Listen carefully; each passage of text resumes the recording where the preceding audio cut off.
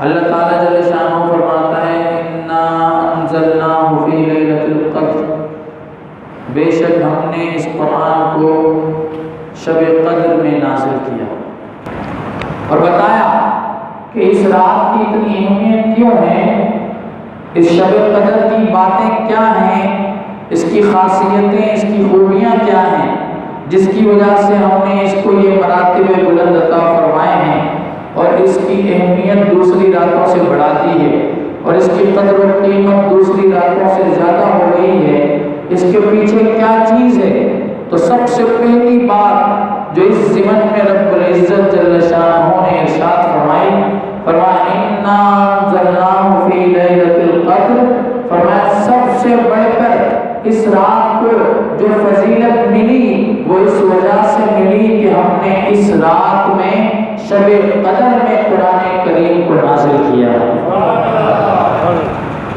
پہلی وجہ اہمیت اور وجہ فضیلت اس رات کی یہ ہے کہ اس رات میں کیا نازل کیا گیا؟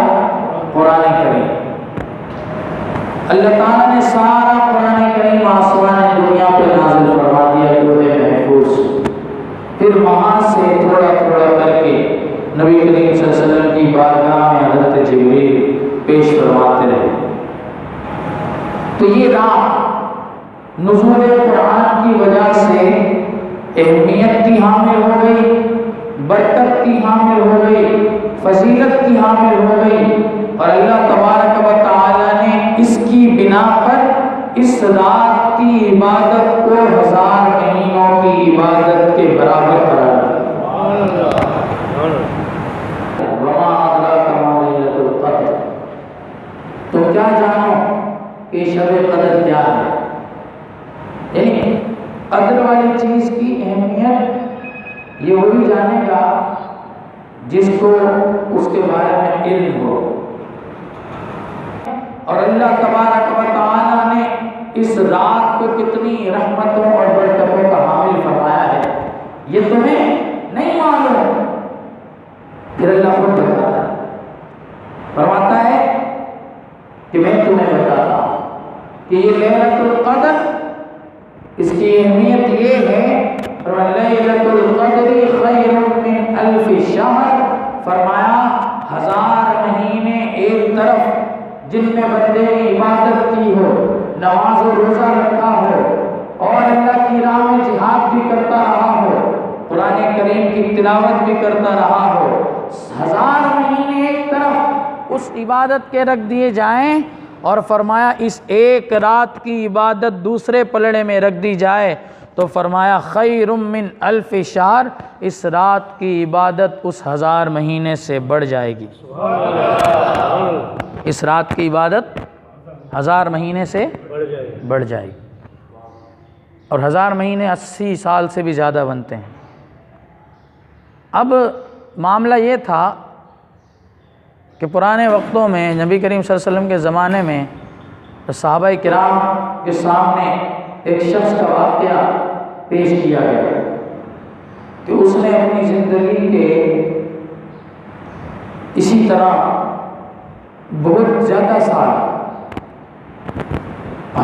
یہ تقریباً اس کی عمر بہت زیادہ تھی، تو اس نے اپنی ساری زندگی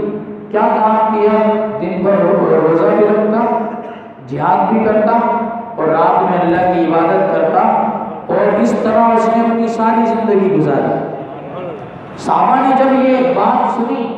تو صحابہ کرام رضوان اللہ علیہم اجمعین ان کے دل پر ایک بوجھ آیا اور غمگین ہو گئے، عرض گزار ہوئے یا رسول اللہ، پچھلی امتوں کے لوگوں کی عمریں اللہ نے بڑی طویل رکھی تھیں اور ان کو یہ سعادت نصیب ہوئی کہ وہ رات بھر عبادتیں کرتے، دن میں روزہ رکھتے، جہاد کرتے، اور ہماری عمریں بھی تھوڑی ہیں، کوئی 40 سال جیتا ہے، کوئی 50 سال جیتا ہے، کوئی 60 سال جیتا ہے، کوئی 80 سال،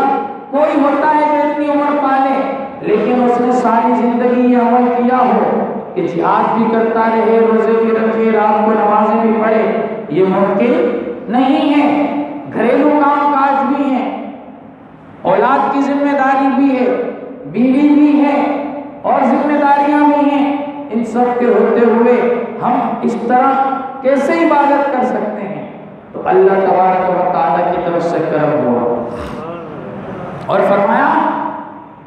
کہ تم فکر نہ کرو، پچھلی امتوں میں لوگوں کی عمریں زیادہ ہوتی تھیں، پھر وہ عبادت کر کے یہ اجر و ثواب حاصل کرتے تھے، لیکن میں تمہیں ایک رات ایسی دے دیتا ہوں کہ اگر تم نے اس کی قدر و قیمت کو جان لیا اور اس میں میری بارگاہ میں قیام کر کے عبادت کر کے ذکر و اذکار و تسبیح کر کے اپنا وقت گزار دیا، تو پھر سن لو کہ تمہیں اس کی طرح اتنی ہی عبادت کا ثواب ہے۔ تو وہ شخص جس نے 80 سال اس طرح گزارے تھے کہ رات رات بھر سجدے، دن بھر جہاد اور روزے، اس کی عبادتوں کے برابر اللہ تعالیٰ نے امت محمد کو فقط ایک رات عطا فرمایا، ایک رات۔ تو یہ وہ رات ہے،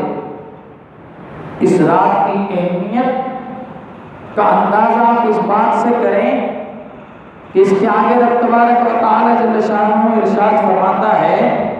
کہ اس رات میں میرے فرشتے زمین پر اترتے ہیں، عام دنوں میں بھی اترتے ہیں، لیکن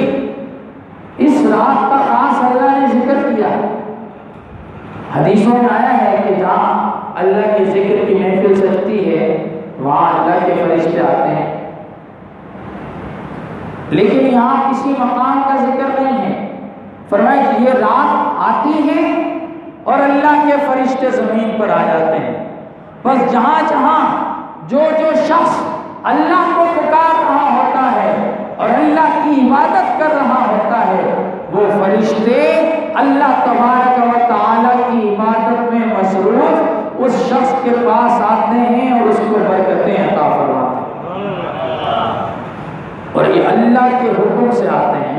تنزل الملائکۃ والروح فیہا بإذن ربہم، فرمایا یہ وہ رات ہے کہ اس رات میں اللہ کے فرشتے اور خود حضرت جبریل امین بھی اس زمین پہ آتے ہیں۔ اور کیوں آتے ہیں، کس طرح آتے ہیں؟ فرمایا بإذن ربہم، اللہ ان کو حکم دیتا ہے کہ زمین پر جاؤ، اور پھر کیا کرتے ہیں؟ من کل امر سلام، فرمایا جب وہ آتے ہیں تو ہر کام میں سلامتی لے کر نازل ہوتے ہیں۔ سلامتی کا معنی کیا ہے؟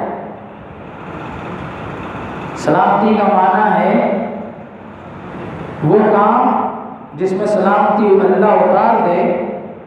وہ ہر قسم کی توڑ پھوڑ سے، ہر قسم کے نقص سے،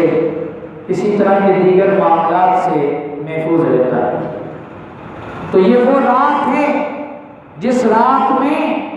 اللہ تعالیٰ کی جانب سے فرشتے سلامتی لے کر اترتے ہیں، اور یہ سلامتی رات کے تھوڑے حصے میں نہیں بلکہ فرمایا سلام ہی حتی مطلع الفجر، فرمایا جب تک فجر کی اذان نہ ہو جائے، یعنی سحری کا وقت ختم نہ ہو جائے، اس پوری رات میں اللہ تعالیٰ سلامتی اتارتا رہتا ہے۔ اس رات کی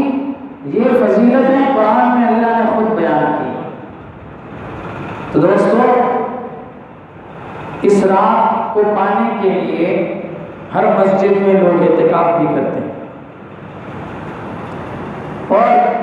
حدیث شریف میں حضور نے فرمایا کہ اس رات کو کہاں تلاش کرو؟ اللہ کے نبی صلی اللہ علیہ وسلم ارشاد فرماتے ہیں تحروا لیلۃ القدر فی العشر الاواخر من رمضان، فرمایا تمہیں اگر شب قدر کی تلاش ہے اور تم چاہتے ہو کہ تم شب قدر کی فضیلت کو پالو، تو فرمایا پھر رمضان کے آخری 10 دنوں میں اس شب قدر کو تلاش کرو۔